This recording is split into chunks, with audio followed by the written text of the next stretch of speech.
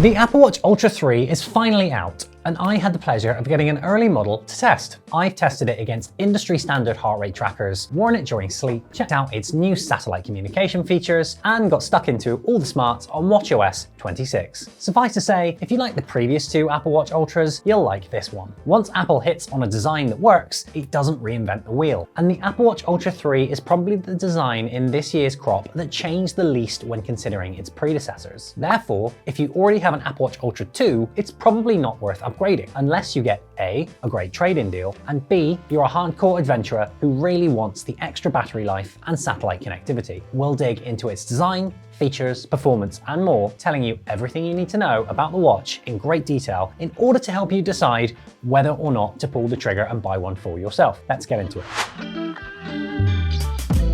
The Apple Watch Ultra 3 still offers a supersized 49mm display in a thicker, more durable titanium body. However, there are a few changes to both. The chassis has now been 3D printed from recycled titanium, resulting in a so-say more eco-friendly build process. Perhaps not something that's going to impact you while wearing the watch day to day, but at least it's better for the environment. Perhaps not quite as good as not releasing new devices on an annual basis to discourage overconsumption, but we're definitely getting there. When it comes to the display, Apple has also innovated here. Bezels are slimmer by a further 24% to create, once again, the biggest display on an Apple Watch, and the LTP03 OLED provides an improved refresh rate, making everything smoother. Brightness has also been boosted to 3000 nits rather than the Apple Watch Ultra 2's 2000 nits, although practically, during my testing, I rarely needed to crank the brightness up that much. Otherwise, it retains that raised side button and armor around the digital crown to protect it from bumps and scrapes on your adventures. A speaker, microphone, and the orange programmable action button are also all here again. A bevy of new strap options are available, including a new trail loop with reflective edges to ensure that if you're running or cycling, it catches in headlights.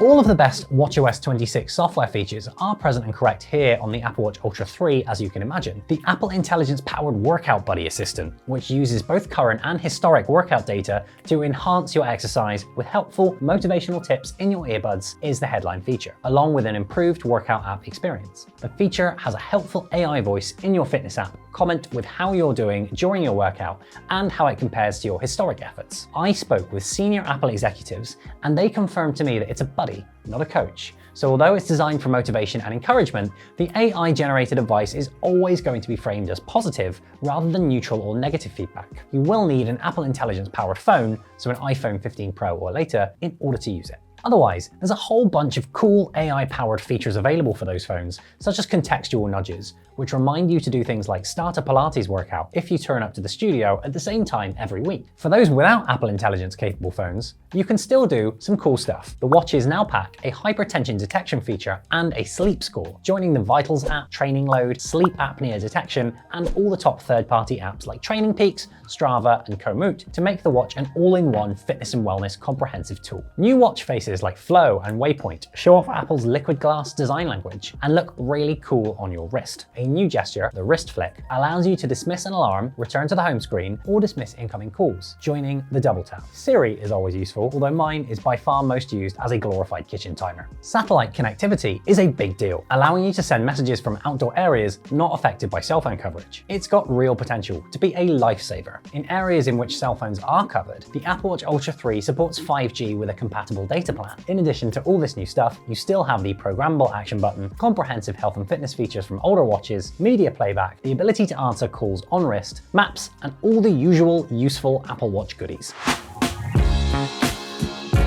The Apple Watch Ultra 2 was great, and not much has changed internally since then. However, in order to do our due diligence, I wanted to test the Ultra 3's heart rate tracking against an industry standard Polar H10 chest-mounted heart rate monitor during a workout. We've just hit the 5K mark on my run test for the Apple Watch Ultra 3, and so far it is incredibly close to the readings from the Polar H10 heart rate monitor, which I'm using at the moment right here under my clothes. I'm also wearing the Garmin Venu 4 on the other hand, which you can't see, and while there was some initial difference there, it's now cleaving very close to the other two. This matches what I did in the cycle test, so as far as I can see, the Apple Watch Ultra 3 is as accurate as we hoped it would be. Looking forward to finishing my testing and giving it a final score.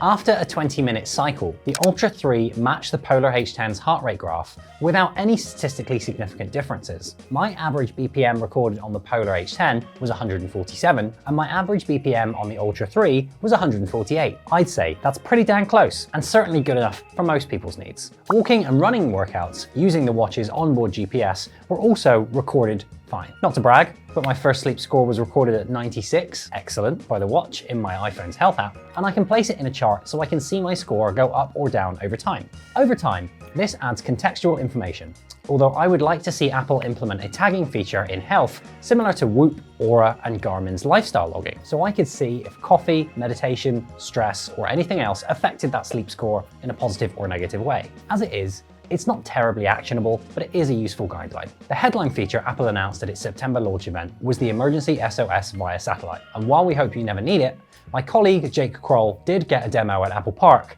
and I've since tried the demo version of the feature myself. Much like the iPhone's satellite connectivity, it walks you through the process of sending an alert, identifying the issue, guiding you for how to point your wrist for a satellite connection, packaging the info, sending it into orbit, and beaming a response back down. This is especially handy if you're lost on a trail. As a final step, you can also notify emergency contacts. Notably, it can sometimes transmit data without you moving your wrist as well, which could be really helpful if it's triggered as a backup during crash or fall detection. Emergency SOS via satellite is available for free for 2 years in the United States, although Apple has a history of extending that, and in the UK and Australia it's also completely free, along with the additional Find My features, which also operate via satellite. Finally, that battery life improvement at 6 hours doesn't sound loads, but it really does make all the difference in practice. I can get 2 nights of sleep out of the watch before needing to charge it, which is essential for logging those stats for the sleep score and the Vitals app.